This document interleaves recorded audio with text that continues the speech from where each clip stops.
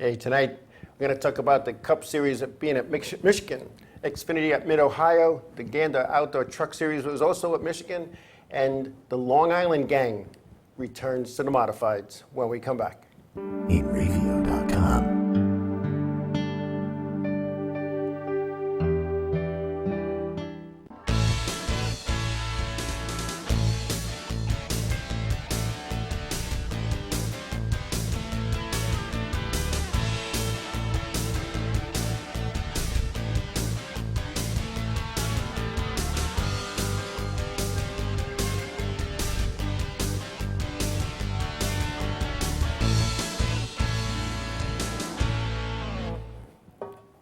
Hello, everyone. This is Joe Larson.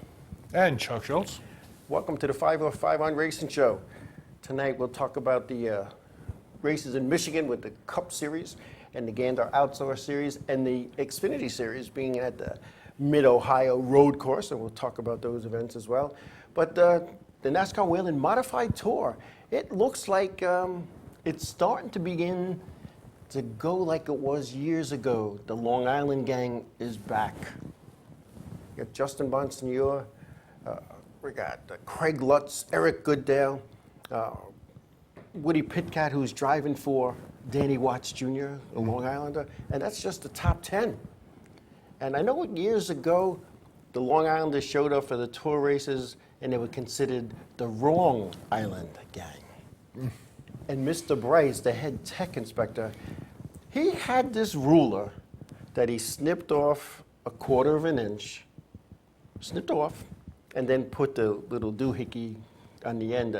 I'm not into that. You might know better than me what that little thing is that when you click it down, it stays. The little doohickey, yeah. The doohickey. All right. The good. hook. And he'd go up to these cars with that ruler, and he says, "What does that number say? That number's not right." And they'd go crazy fixing it. That was the Long Island ruler. And then they'd fix it and bring it back through tech, and he'd have the right ruler. "What are you guys doing to me?" He didn't want Long Islanders in that tour.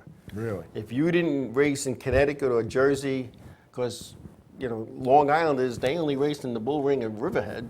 What did they know about racing? Well, they were rough.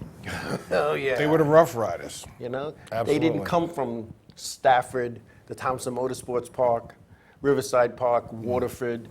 They didn't come from there, so they didn't belong. And they didn't come from the high banks of the Wall Speedway Right. in Jersey. So the Long Island guys didn't belong here. Yeah, there were guys years ago. I mean, Wayne Anderson, when he drove for the Bowlers, won a championship, national championship. You had Tom Baldwin.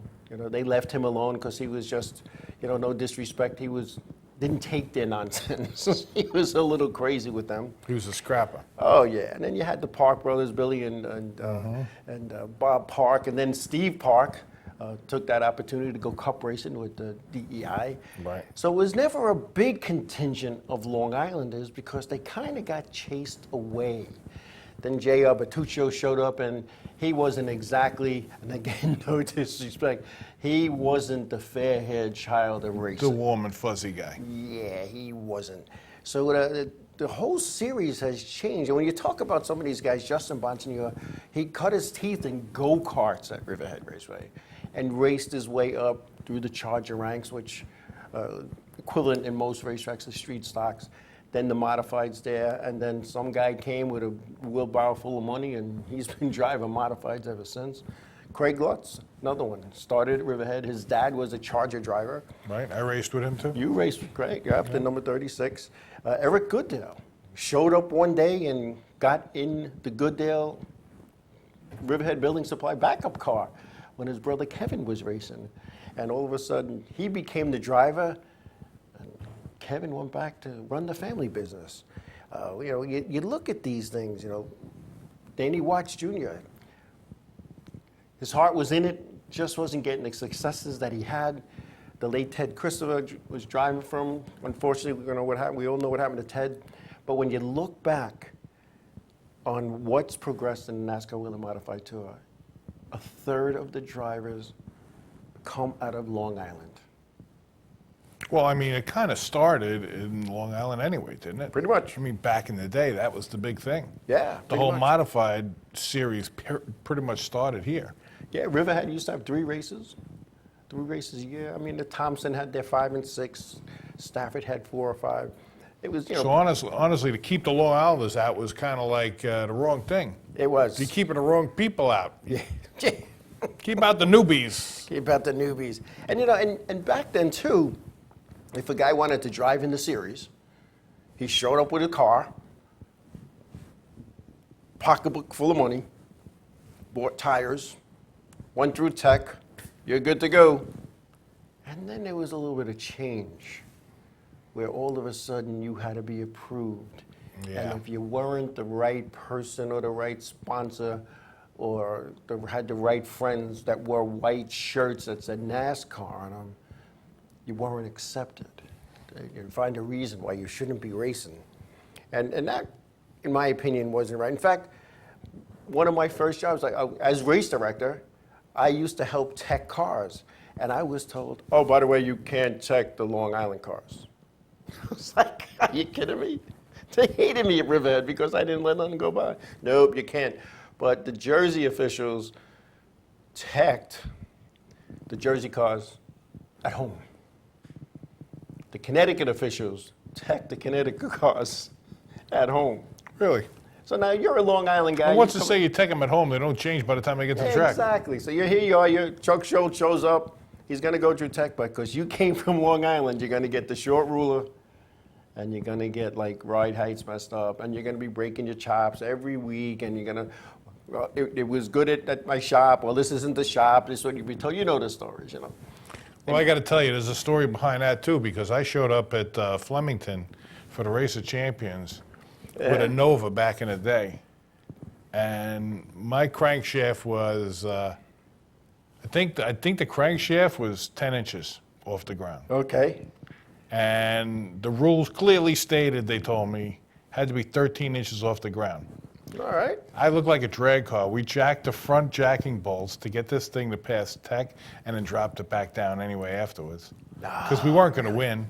Right. We weren't going to win. We were just going out there to contend, you know what I mean? And it rained out anyway. Yeah. But I mean, come on, 13 inches? Yeah, I mean, come on. An inch is going to make a difference. But 13 inches, I mean, you know, for the crankshaft? Yeah, that was. To the ground? Yeah. No, that. I couldn't even bring it up. There's no way I could have lifted the motor and kept the car at the right height it was. No. I would have had to cut the firewall out. Oh, yeah. No. There was no way that was going to happen. Yeah. That's what happens. It's 3 inches. And I don't want people to think I'm texting. I'm just, telling all our fans that we're on, that we are on. All our fan, we're telling them all. We're telling them all. All the fan. All the fan. But, you look at that. I mean, right now the point standards with the NASCAR Wheeler Modified Tour. You got Doug Colby in the lead with a 24-point advantage over Ron Silk.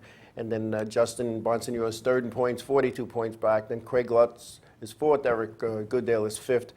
Matt Swanson sixth. Patrick Emmerling of upstate New York is seventh. Chris Pasturak out of Connecticut eighth. Woody Pitkat is ninth. And Jimmy Blewett rounding out the top 10. And I'll tell you what, Jimmy Blewett is one of those guys that he's another rough and tough competitor. And he doesn't, and I know I'm going to get a million messages about this, in my emails and Messenger. He's not a dirty driver. He's just aggressive. He gives back what he's given. And if you run him, straight and narrow, he'll run you straight and narrow.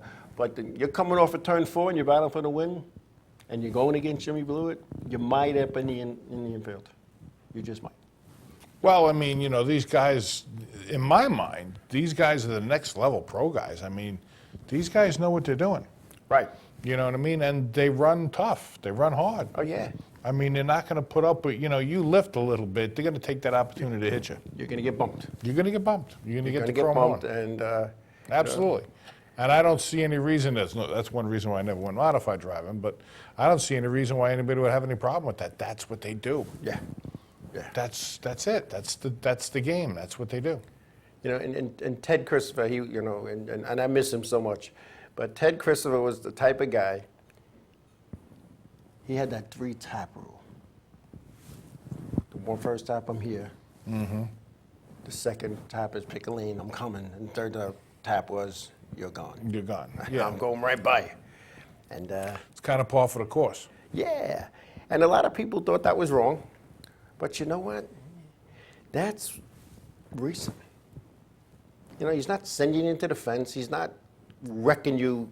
He's just moving you out of the way. Moving out of the way. If you're going to take up 2 lanes, and, you know, stuff happens. Stuff happens. And, you know, when stuff happens, people get upset. So I don't know. It's all good. All good. But the modifieds. And I was, you know, it was funny. I was never a big fan of modifieds because I was racing figure eight. So we were in our cars. The only time I watched modifieds was during tournament nights. And to me, that was the elite of modified racing. So yeah, we're gonna, you know, a 200 lap. Or back in the day when, in memory of Charlie DeZombek, who drove car 1, they ran 201 lappers at Riverhead. And I remember the 201, the well-built 201 back in the day. Mm-hmm. And so I could watch 180 laps of it, then go to my car, grab a slice of pizza, strap in, get ready to go.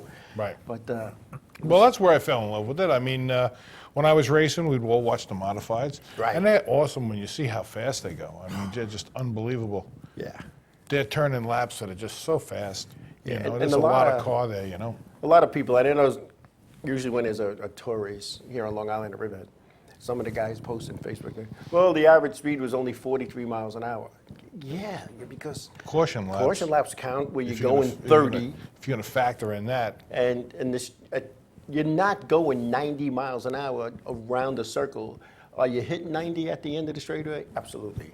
I remember when I was running the place, we had a guy come with a radar gun, and just as they lifted, boop, 90.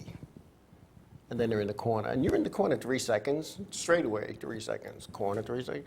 So you're talking 12 seconds and under to turn the lap. absolutely, because when I was watching the times, my watch wouldn't even reset. Right. I wouldn't even see it running. All I Yeah. would see was the track time. Boom, Yeah. 12. Boom, 11s. Boops, 12s. Because it resets after 12. It was like, so it was like there was no, you know, that's what it was. It was just so fast. Yeah, it is. And like I said, you know, the NASCAR Wheel and Modified Tour will be at the Thompson Motorsports Park this week. I believe they'll be there Wednesday night. It's a big show for them. And when you think about what's going on in that series, Justin Bonsignor, he's got 6 straight tour wins at Thompson. He's going for 7. And there's I can't even call him a kid anymore. He's a grown man. He's got whatever it takes over there. He's got whatever it takes. He's got good backing. He's got a professional appearing crew. And not that the other teams don't, but they dress the part. They show up. They do their thing. There's no nonsense going on in their pit area. They come. You don't see them working on the car when it comes off the trailer. They come, boom, boom. They do their tires. They get their staggers, air pressure. They go out. They have a good qualifying effort. It's set to go when it comes. And they're yeah. set to go, Well, that's, so- that's where you need to be. Yeah. Now, one of the other things, the things that I find difficult, I love the way the modified looks. I mean, it just looks like a really mean car. It does. What I hate about it is there's not a lot of advertising revenue Right. on those cars. No, there's not. And it's hard to find a spot to put it. It's hard to find a spot to put it. And how do you sell that? Yeah, Because that's the tough. sponsor wants bigger is better. Right. You know what I mean? That's why I always went with the full-bodied car, you know, just because it was easier to sell. But Yeah. the modifieds, they're just everything about them. If you know about racing, you know that they're awesome. Right. They just tons of horsepower, tons of car. Yeah. Great drivers. I mean, it's the place to be. Yeah. Is in the modified tour if you can do It that. is. You know, if you have the talent, you have the money, you have the crew, you have the everything to go with it. But it's just it's hard. And then what kind of TV time do they get? What do they get that they can sell? And it's always later on. It's never live. It's always, After the fact. after the fact, at some weird hour, on a weird night. Or there was one race that they aired at like 2 in the morning.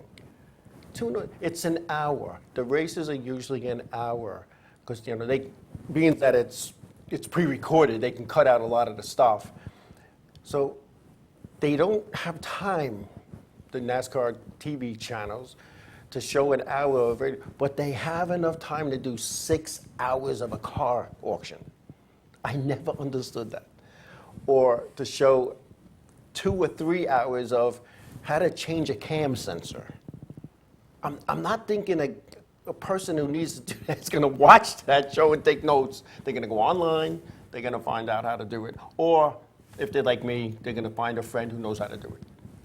Or pay the money. Part of the problem is that it's not being marketed. It's not. You know, and then the question is, how many people are going to buy commercials on that? None.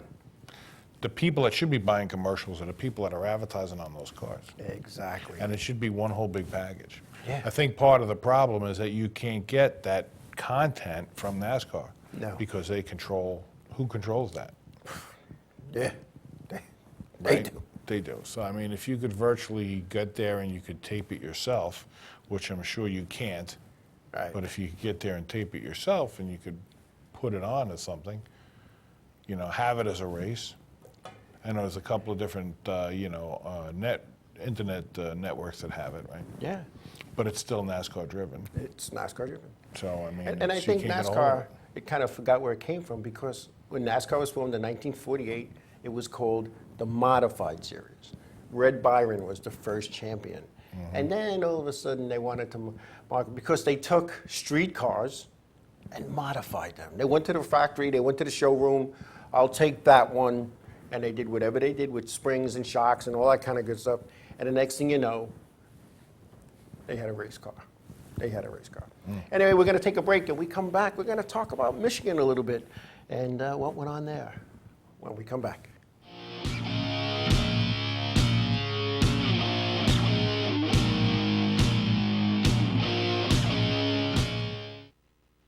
Hey, we're what's set it up. I said was gonna say what's up for some reason. Hey, we're set it up, and you're watching the Inravio TV network.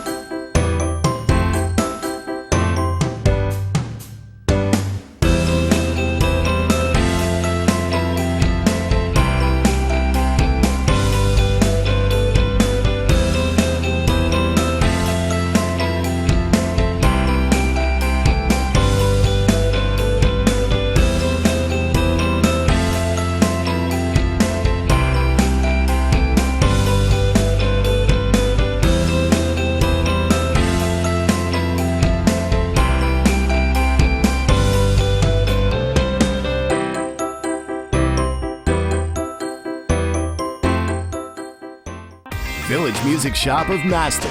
1-800-HEY-DUDE. Your full-service store with personalized attention, school band instrument rentals and sales, music instruction on all instruments for all styles and age groups, for guitars, drums, amplifiers, PA systems, and accessories. It's Village Music Shop, 1495 Montauk Highway in Mastic. Call 1-800-HEY-DUDE or go to villagemusicshop.com. Hi there, this is Buddy from Less Than Jake, and you are listening to Inravio TV. You're probably watching it too.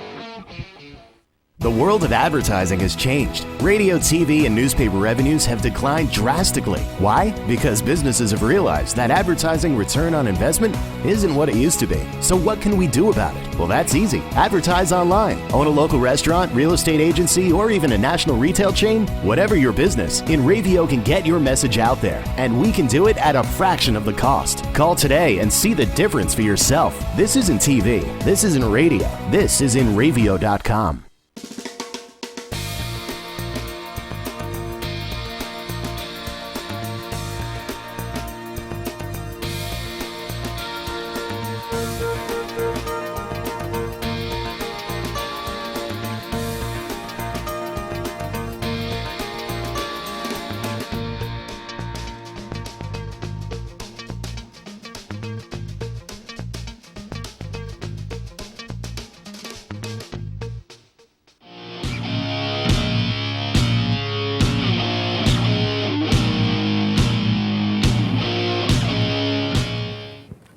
Welcome back, everybody. We are back. Oh, yes. Michigan. Michigan is one of those 2-mile tracks that is fast, fast, fast. I mean fast. And it's right in the heart of outside of Detroit, where they build cars. Right. So manufacturers are there. And back in the day, that was... That's bragging rights right there. Oh, yeah, without a doubt. And that was, when you say back in the day, it was... becomes where you showed off your stuff. With that saying, win on Sunday, sell on Monday. Yep. And back when the cars were stock cars, that happened. I don't think that's happening because, I mean, we've been doing this for a long time. If a car went out on a track, you sent out 4 Cup cars on a racetrack in gray primer with no... You can't tell what they are. No, they all look alike. With no stickers on the front? Yeah. No headlights? No sticker, like the Mustang, it's 3 red stickers, for the lights. Exactly. They've taken that away.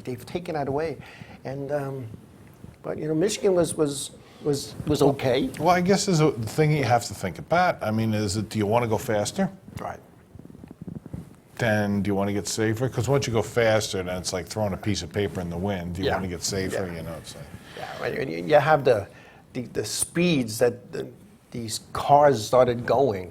All of a sudden, people said, well, we got to slow them down. And, so they put air flaps in and they put restrictor plates on, and now they no longer use restrictor plates because the races became a parade without music. You know what would be interesting? We do all these different races, right? We got the short tracks, you got the big tracks, you got the intermediate tracks, right? You do the road courses, they got all of that. What about if they tried doing a vintage race? Oh, can you imagine? Like a Charlotte, do a vintage race. Yeah. You had to bring out a car from between this year and that year. Because they were round. They were round. The motors were better then, I think, in my opinion.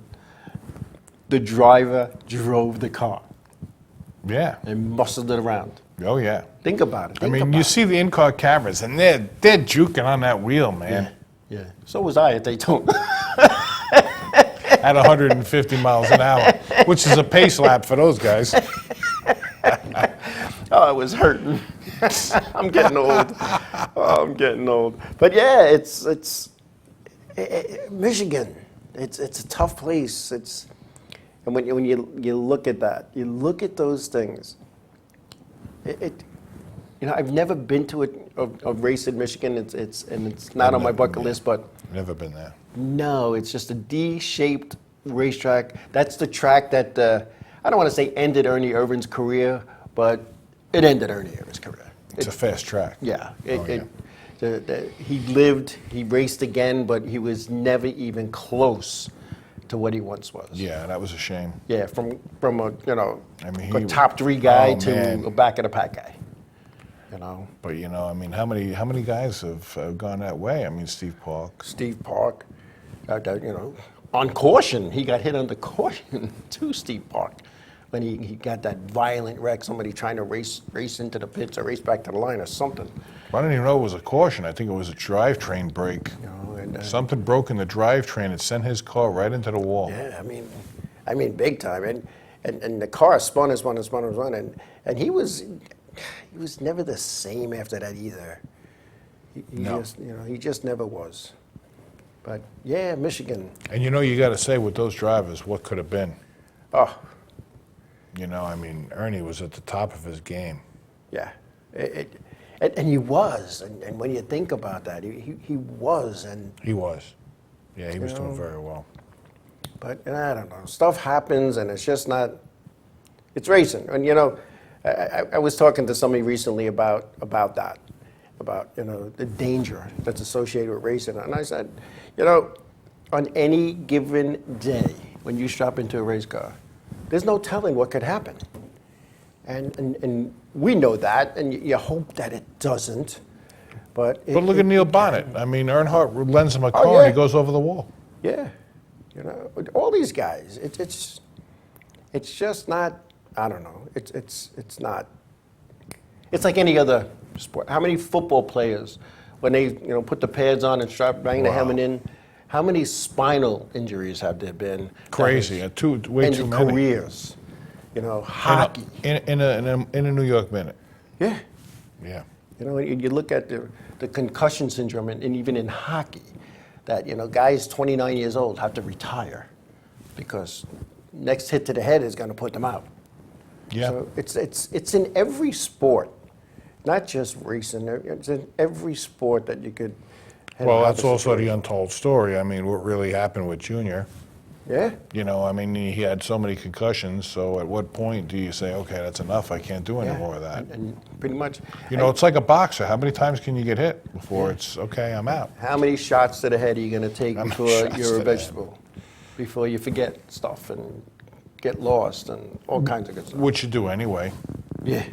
See, everybody gets CRS at some point. Absolutely. But anyway, Michigan. One of the things in qualifying, NASCAR officials disallowed the qualifying times of both the Richard Childress Racing entries, the 3 of Austin Dillon and Daniel Hemrick's number 8. Both cars had alternator infractions, which basically means they disconnected the alternator to give it a little more juice. You only got to run 2 laps. So you recharge that battery. Each crew chief was fined $25,000, and the driver and the owner will lose 10 championship points. They are L1 level violations. Both cars started in the back of the pack for that. So the rules say you have to have an alternator. Absolutely. Doesn't say how big it needs to be. No, it has to be. And Could be a motor off a slot car. And I had this situation once with a Riverhead guy. It was a time trial show, say that 3 times fast. And it was an impound. So the driver goes out there without the fan, which is common. Now they want to open it. Now he was like in the top 3 in time. And all of a sudden, got the car's impounded, and he walks over, him and his crew. Right, guy, come over with the fan. What are you doing? I got to put the fan on. That's an impound. You can't touch it. I can't race without a fan.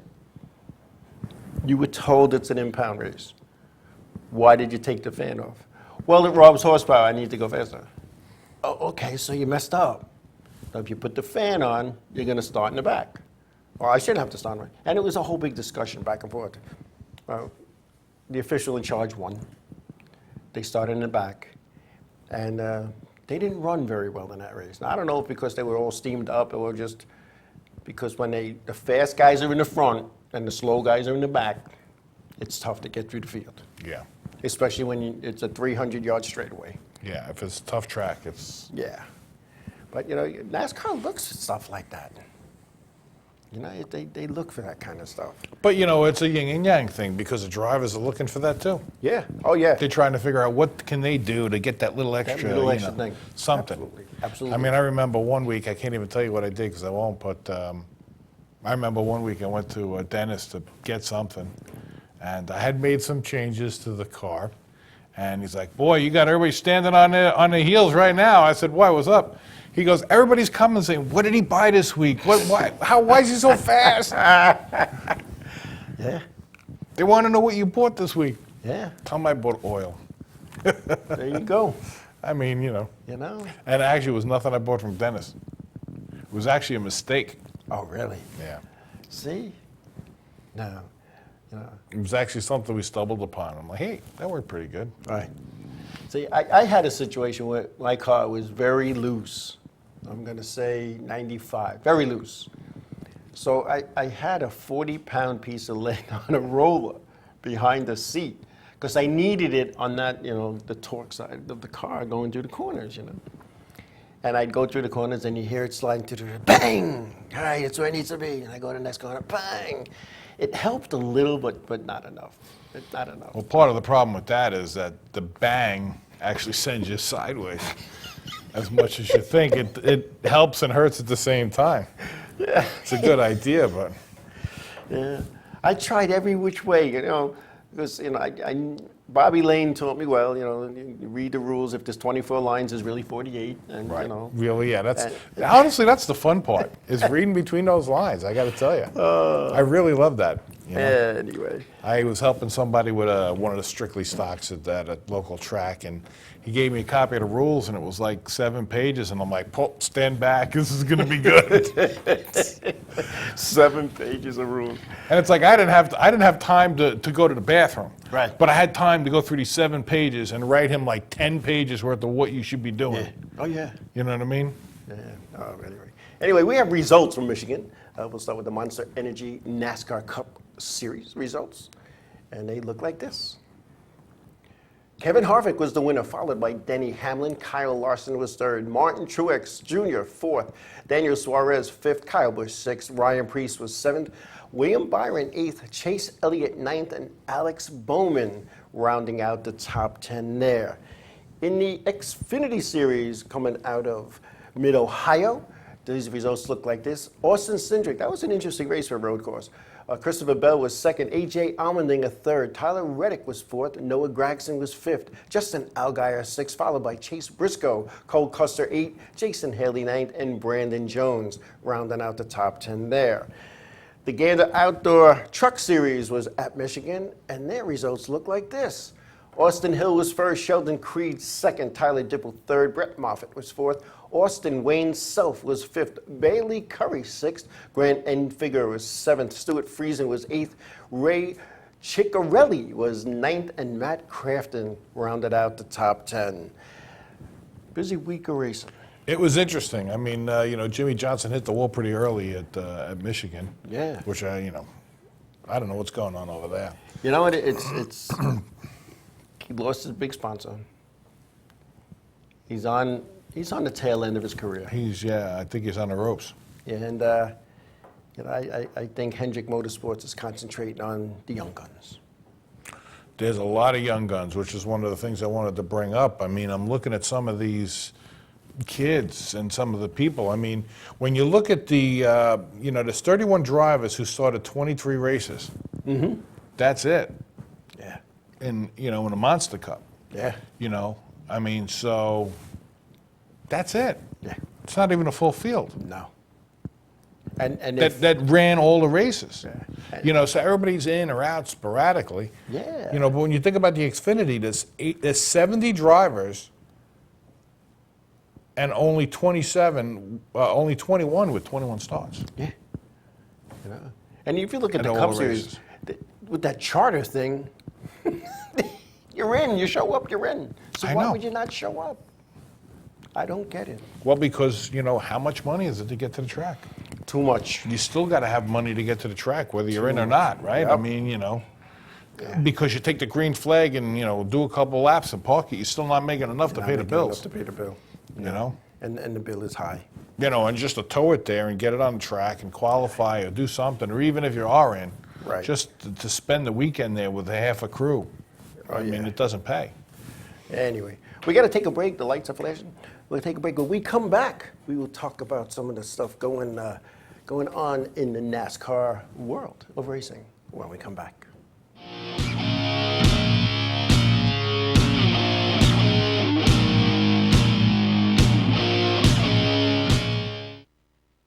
Hi, I'm Remington. I'm Emerson. And I'm Sebastian. We're Palais Royale, and you're watching Inravio TV. There we go. The world of advertising has changed. Radio, TV, and newspaper revenues have declined drastically. Why? Because businesses have realized that advertising return on investment isn't what it used to be. So what can we do about it? Well, that's easy. Advertise online. Own a local restaurant, real estate agency, or even a national retail chain? Whatever your business, Inravio can get your message out there, and we can do it at a fraction of the cost. Call today and see the difference for yourself. This isn't TV. This isn't radio. This is Invravio.com. Hey, this is Chris Lutz Jake, and if Inravio.com spots you at an event wearing this bracelet, they will give you $100.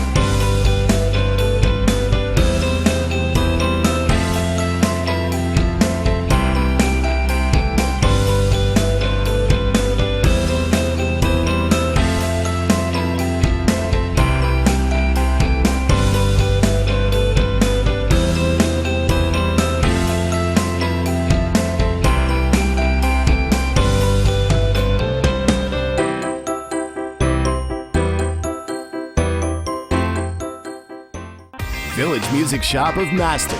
1-800-HEY-DUDE, your full-service store with personalized attention, school band instrument rentals and sales, music instruction on all instruments for all styles and age groups, for guitars, drums, amplifiers, PA systems, and accessories. It's Village Music Shop, 1495 Montauk Highway in Mastic. Call 1-800-HEY-DUDE or go to villagemusicshop.com. Hi, this is Mike Jarecki from My Race News, and you're watching the Inravio TV network.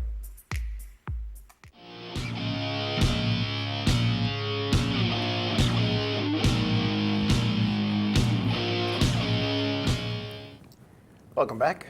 Welcome back.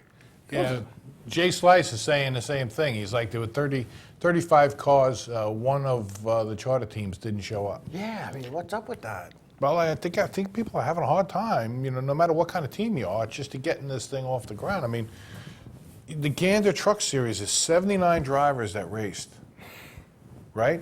But only 12 with a full season. Yeah. With 16 starts. Yeah.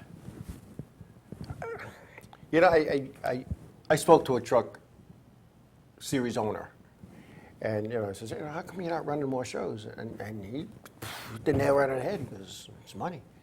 Because we got to decide. This is what we have for this year, so we have to decide which races we're going to run, and we have to decide okay, we're going to run this one, and we need to make the show, and then we have to have a good showing because we need that check to get to the next one. Right. Well, you have to pick and choose. If you got a sponsor that's, in this area, that's the race you're going to run. Exactly. So, unfortunately, when you're on the ropes there with that, it's all sponsor driven. So, Right. what sponsor are we going to get? Okay, well, this guy's North Carolina. Well, I guess we're running over there then. I mean, that's how you're picking your races. You're seeing more of that. You're seeing more teams. Because who can you get? Using a local sponsor near or around that facility to help pay the bills and get some air time, some TV time, whatever you want to call it. Something. Because it's not like it used to be. It used to be a driver had one logo on their racing uniform, on their fire suit. Now it's like you open up the penny saver. There's ads all over the place. I wonder what it would be if you had the Gander outdoor truck at Thompson or something, or at a local short track. That would be a good race. That's what I'm thinking, right? If they did some more short tracking. Yeah. Kind of like if they came in like the Tour Modifieds did. Mm-hmm. Yeah. Because I'm not sure what kind of money they're paying at the bigger tracks, but how many people are they getting? Yeah. Well, I know at Thompson, Don Honig, the former owner, another place, the Thompson Motorsports Park in Connecticut, Don Honig, when he owned it, him and I had a lot of talks about that in the business aspect, and that place holds 8,500.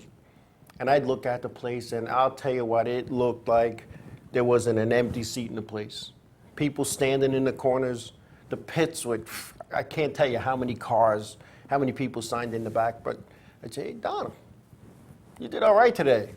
You have his hands in his pocket, and in his way of talking, I lost $200,000 today. What are you talking about?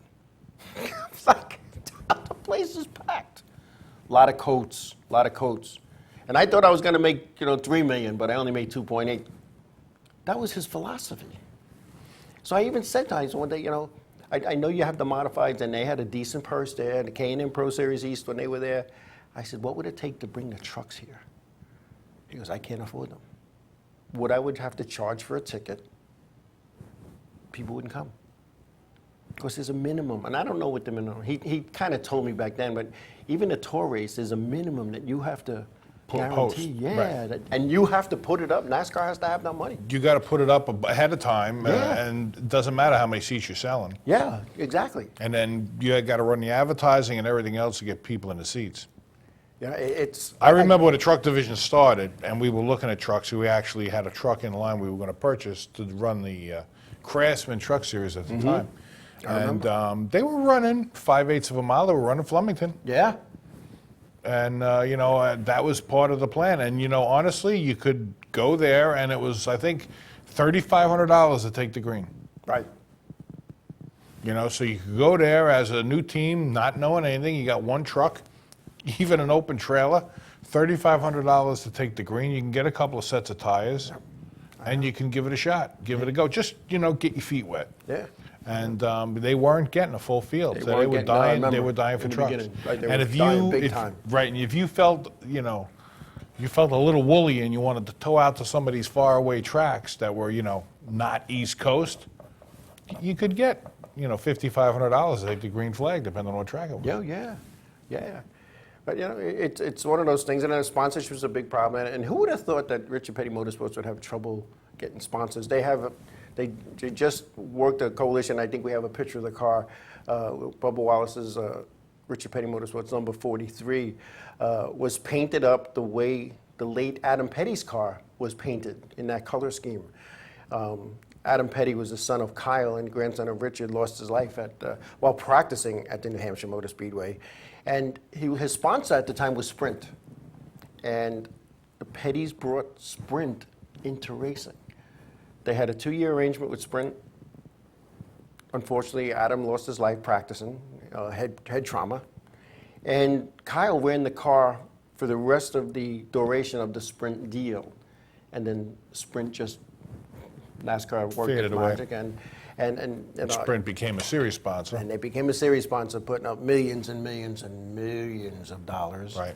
And then, what are you going to do? I mean, then it was Nextel Cup for a while. And the thing that NASCAR does is, they need to put a good product at the racetracks so that they could get a good series sponsor that's going to stay on for the long run, like Whelen is with the modifieds, like Winston Cup was with the Cup Series. I don't know if those days are around, Joe. I don't think so. I agree. I think the landscape of what we're racing in and what we're doing is changing a lot. Yeah. And some of the misconceptions that, tracks are making tons of money and people are making tons of money. I think that's kind of going by the wayside. I think we're in a little bit of a recession going here. And what are you're sitting in your boardroom, the corporations are sitting in your boardroom, and they're not bringing in the revenue they once brought in. The bonuses aren't kicking in like they used to kick in. And they go, all right, let's see the budget. What do we got to cut? Why are we giving Gagos Paisano $10 million to race in Sicily? Let's cut that. They cut, in my opinion, the wrong thing. And I'm not saying that because it's racing. I'm saying is if you're not having the same sales and revenues that you had the previous year, the last thing you should be cutting is sponsorship. Is advertising, yeah. Absolutely. You got to get your name out there, your product. Having more salespeople in the street, how's that going to help? Let me add a little insight into that in my experience. A lot of times people want to help you, they find out, oh, you race a car. They'll even know that they're not going to get anything out of that. I know that they're not going to get anything out of that sponsorship because of their location, because of what they do. I'll help you out. So for them, it's a thing. Right. They're helping you because they want to, because they know you, or because maybe they're into racing as well. But then once things start to get a little bit tight, they can't have that friendship anymore. They cut those things. And you know what? It goes up the ladder too. Big business as well. It could be UPS, it could be FedEx, whoever it is. And then the other thing that also comes when you're on the FedEx and UPS trail is the fact that who doesn't know UPS? The guy that just crawled from underneath a rock. Right. Who doesn't know FedEx? His mother-in-law.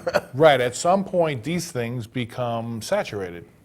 And they say to themselves, you know what, if we're putting in 10, 12, 20, $30 million, we have saturation. Right.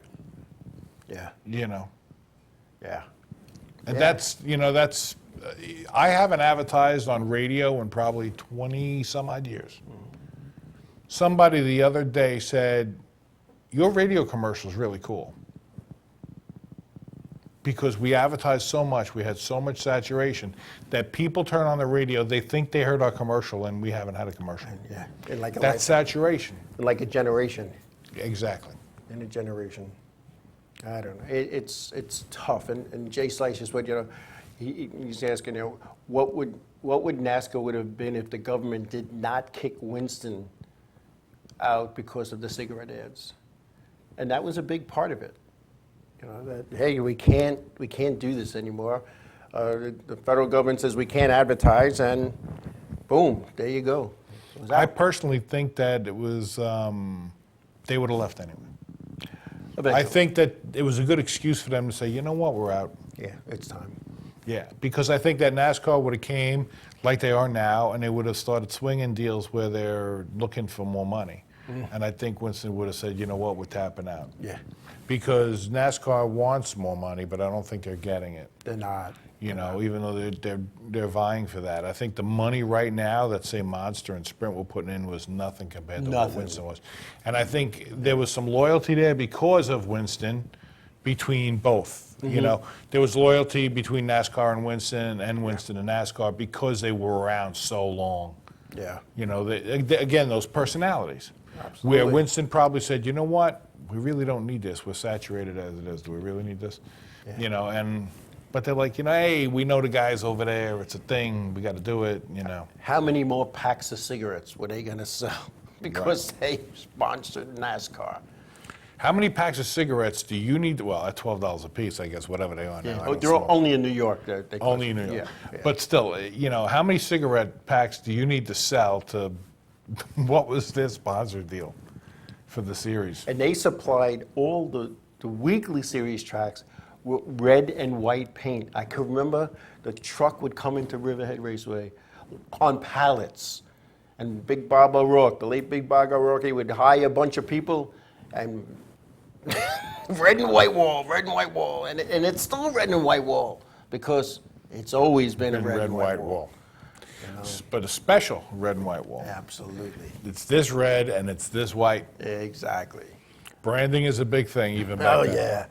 Anyway, we're going to take a break, and we come back. We'll talk about some of the things going on as we wrap up and some points of interest and discussion when we come back.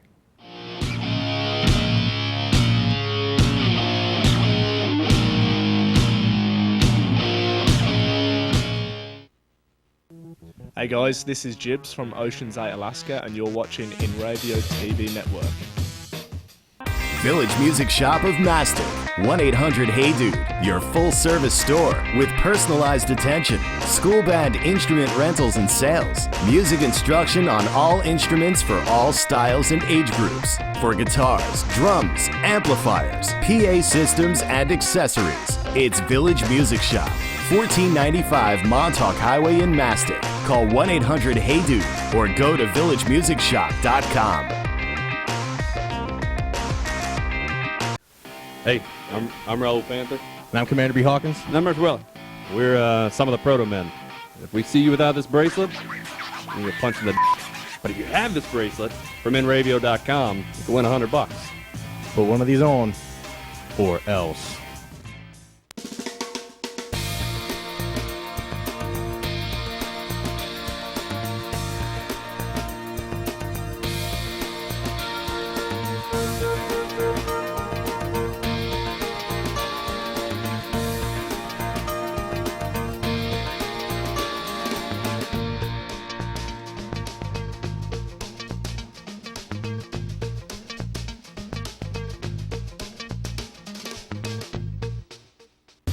What's up, guys? This is Assuming We Survive, and you're watching Inravio TV Network.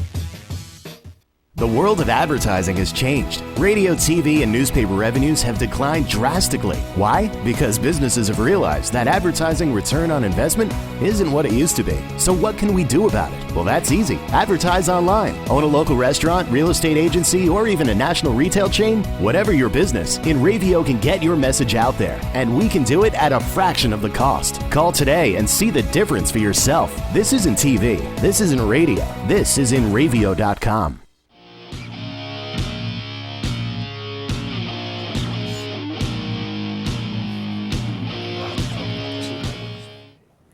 Welcome back. Welcome back. We have like serious discussion during the breaks. Serious. Tears were rolling down my face. I had to wipe them. The control control room had to come out. Anyway, hey, the K&M Pro Series, which we don't talk a lot about because they don't race a lot. They were off this past weekend. They will be at Bristol coming up soon. Some guys are headed down there. I love that place. If you've never been to a short track in the Cup Series truck Xfinity, Bristol, go. You got to go. All right.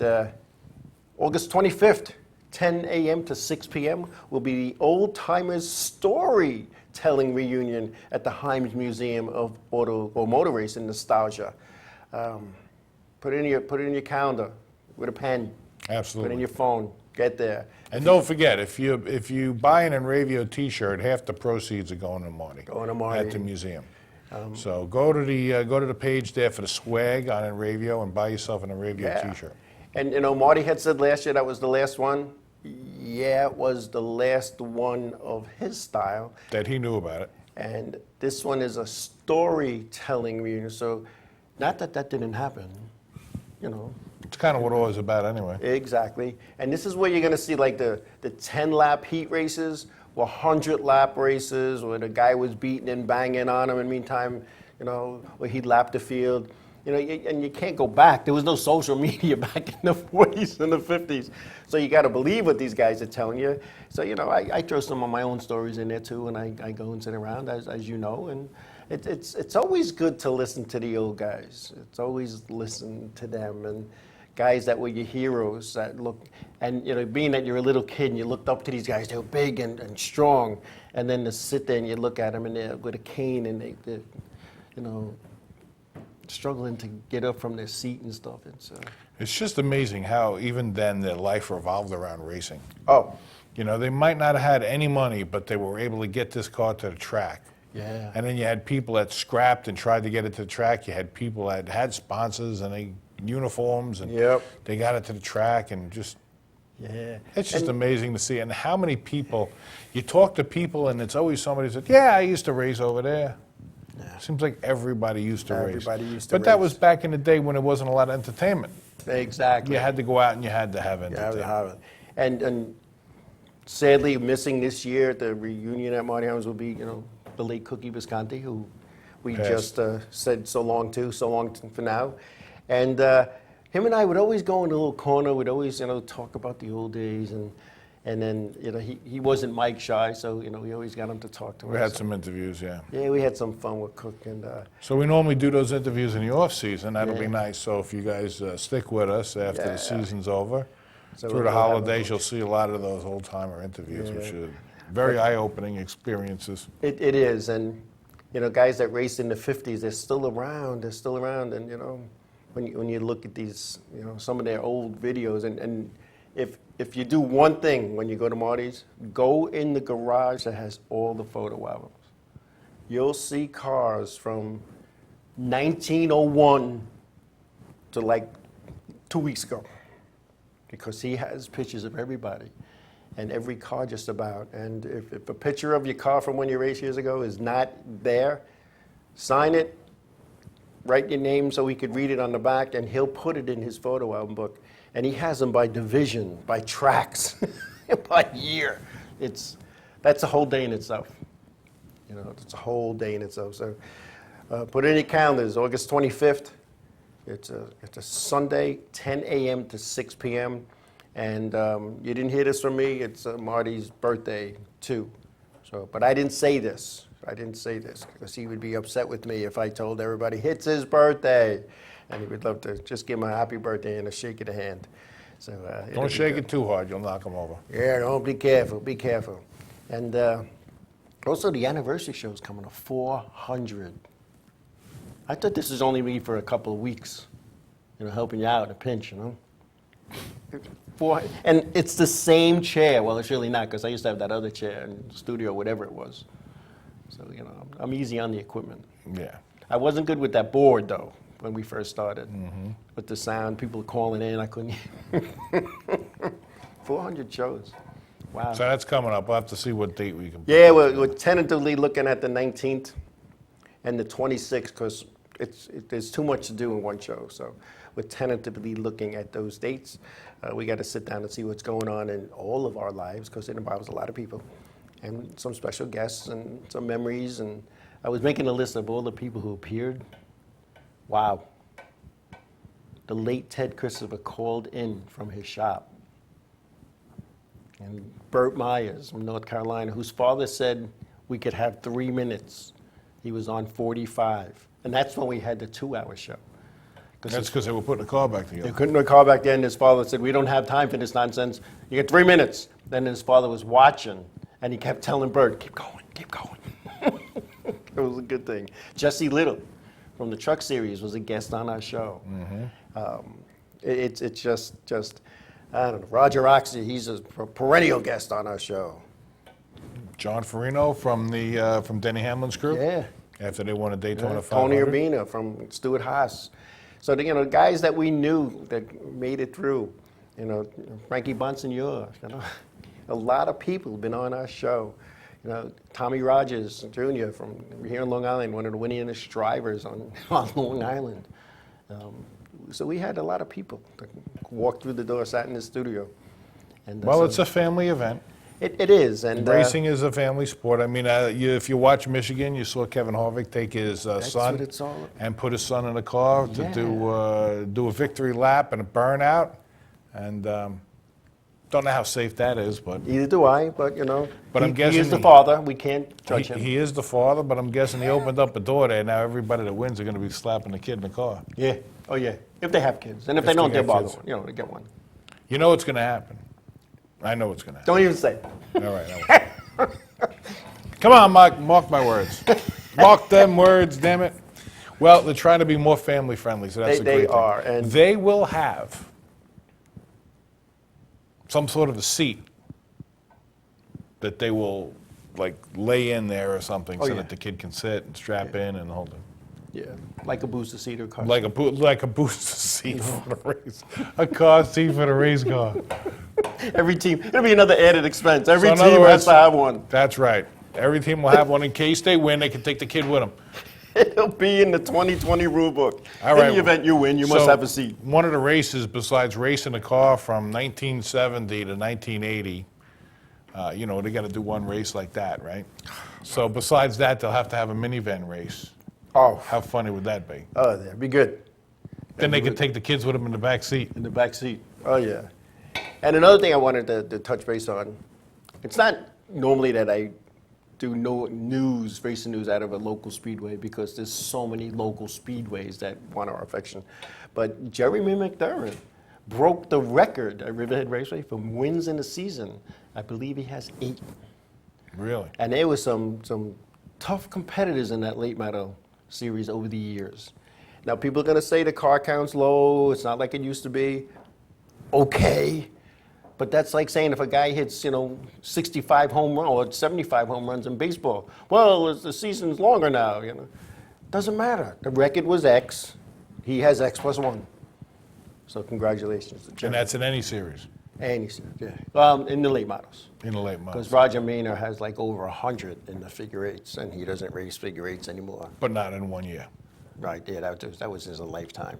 I don't know what the all-time records for a season is in those divisions, because my finger isn't to the sidewalk like it used to be. But I saw this one on social media. He broke the record. Interesting. It is interesting. But congratulations to Jeremy, and wish him well. Continued success. Anyway, what do we got going? Nothing. There's no racing this weekend for the big guys. And got a bypass week. Got a bypass week. Got a bypass, and it's only a double bypass. This weekend there's no race. Go figure. Yeah. It's a good time to have a party. How does that work out? I think that's a great opportunity to have a party on Sunday.